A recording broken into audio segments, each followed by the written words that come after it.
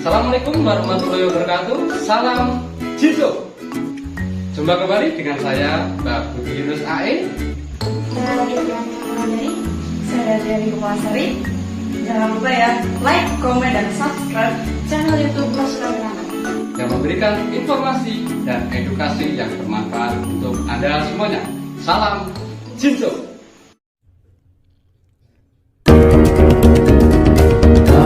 Pasukan keramat bergerak secepat kilat. Pasukan keramat mengabdi hingga kiamat. Show.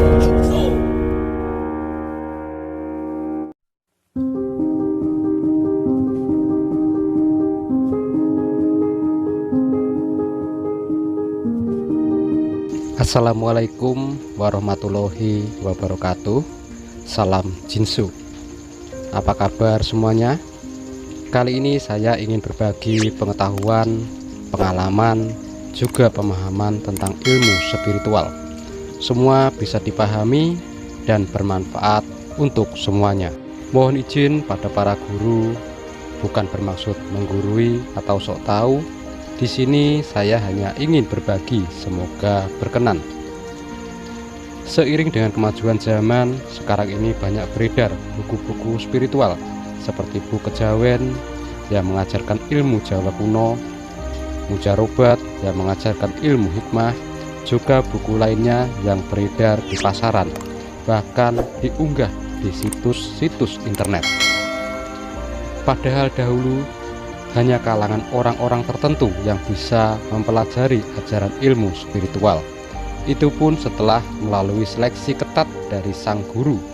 Namun sekarang ajaran ilmu spiritual sudah seperti ilmu-ilmu lainnya yang bisa kita baca dari buku yang beredar bebas di toko buku, juga di situs-situs internet yang bisa kita screenshot maupun kita unduh.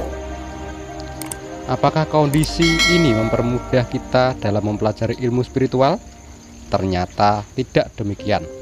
Fakta di lapangan membuktikan ilmu spiritual berbeda dengan pengetahuan umum yang bisa kita pelajari hanya dengan membaca buku. Karena dalam ilmu spiritual ada faktor keberkahan yang sulit didapat apabila belajar sendiri. Kita mungkin bisa mengamalkan sendiri ilmu spiritual yang dibaca dari sebuah buku maupun internet. Namun belum tentu kita bisa mendapatkan keberkahan dari amalan tersebut. Dengan kata lain, amalannya menjadi sia-sia karena tidak ada keberkahan di dalamnya. Oleh sebab itu, peran guru sebagai pembimbing dan penyalur berkah menjadi sangat penting dalam mempelajari ilmu spiritual.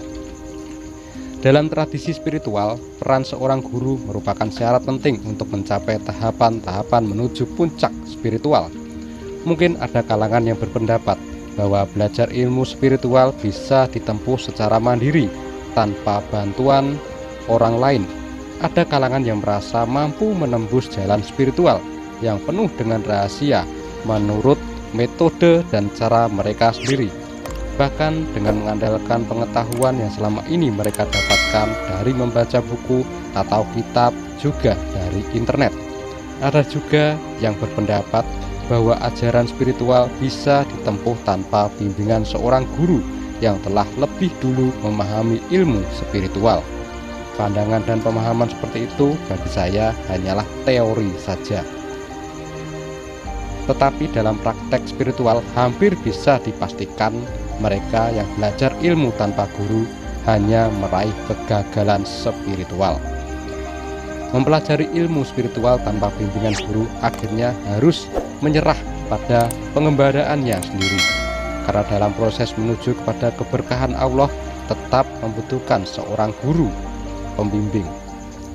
Meskipun kita memiliki kehebatan ilmu agama atau kecerdasan otak, tidak akan mampu mempelajari tentang ilmu spiritual kecuali atas bimbingan seorang guru yang berpengalaman.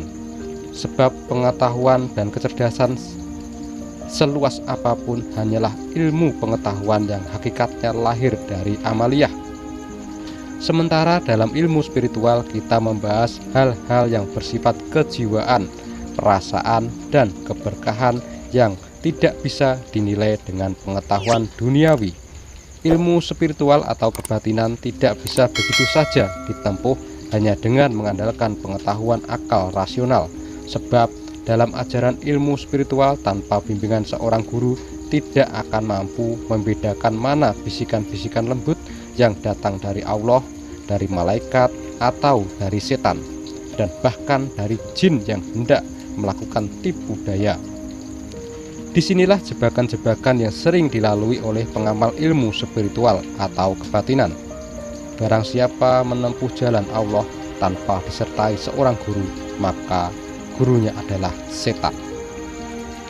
Oleh sebab itu, seorang ulama atau seorang cendekiawan pun tetap membutuhkan seorang guru spiritual, walaupun secara lahiriah pengetahuan yang dimiliki oleh seorang ulama tadi lebih tinggi dibanding seorang guru spiritualnya.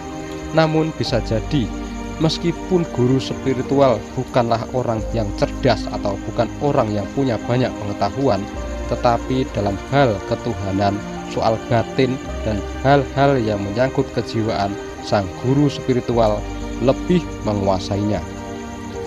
Seorang guru memiliki peran yang sangat penting karena ilmu spiritual bukan ilmu logika seperti yang kita pelajari di bangku sekolah, yang mana cukup kita pahami dan kita mampu mengerjakan soal tertulis maka kita disebut sudah menguasai ilmu. Sangat berbeda. Ilmu spiritual atau kebatinan tidak cukup hanya dimengerti dan dipahami oleh akal pikiran, tetapi juga harus bisa merasakan keberkahannya. Disinilah peran seorang guru, bisa memberikan petunjuk agar kita mampu memahami dan merasakan keberkahan dari amalan yang kita lakukan. Mempelajari ilmu spiritual berhubungan dengan batin dan kejiwaan. Segala sesuatunya mungkin masih samar bagi kita, jadi perlu pembimbing yang bisa menuntun agar tidak tersesat dan tidak merusak akidah agama. Sebab yang ingin diraih dari belajar ilmu spiritual bukan sekedar kesaktian duniawi, tapi mendapat tempat yang mulia di sisi Allah Subhanahu wa Ta'ala. Belajar ilmu spiritual tanpa guru adalah bentuk kesombongan dan keangkuhan pribadi.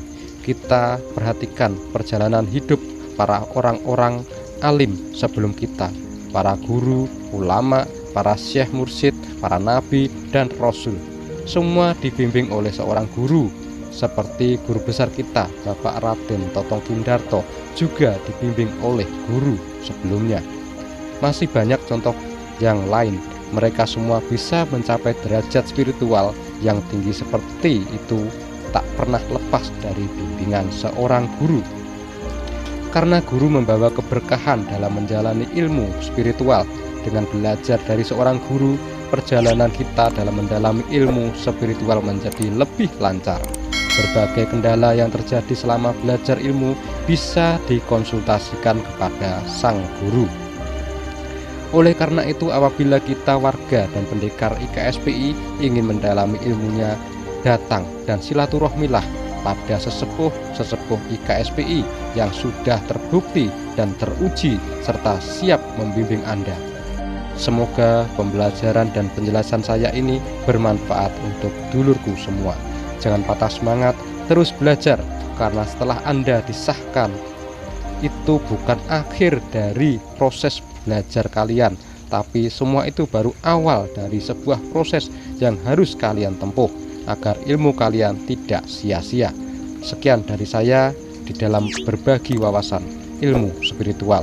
Akhir kata, wassalamualaikum warahmatullahi wabarakatuh.